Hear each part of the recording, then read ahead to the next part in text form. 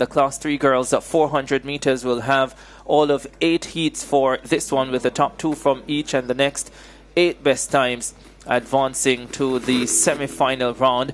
The record 52.52 set in 2001 by the very special Anisha McLaughlin now will be represented home with technical, coached by Maurice Wilson. And as you heard earlier from Danielle Dowie, she really raised the fashion sense at the ISSA Boys and Girls Athletics Championships.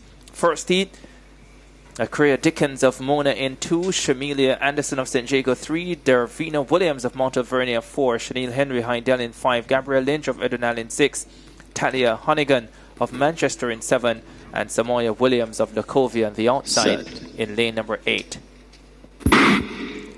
Sent off then for this first heat. 2 short to go through to the semi-finals, which will be contested on Wednesday morning, with the final set for Thursday evening to close day number 3. Down the back straight away they go. Shaneil Henry of Hydel showing well, ranging right up on Gabrielle Lynch of Edwin Allen, and those two go through 200 meters with Manchester High's Talia Honnigan also having a decent run, but the top 2 separating themselves from the rest.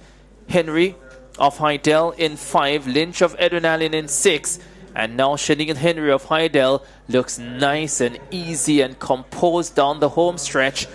This is comfortable racing for Shaneil Henry of Hydel, and she's going further and further away with Manchester High's Honnigan taking the second automatic qualifying spot, 56.66. That's fine running in the opening round.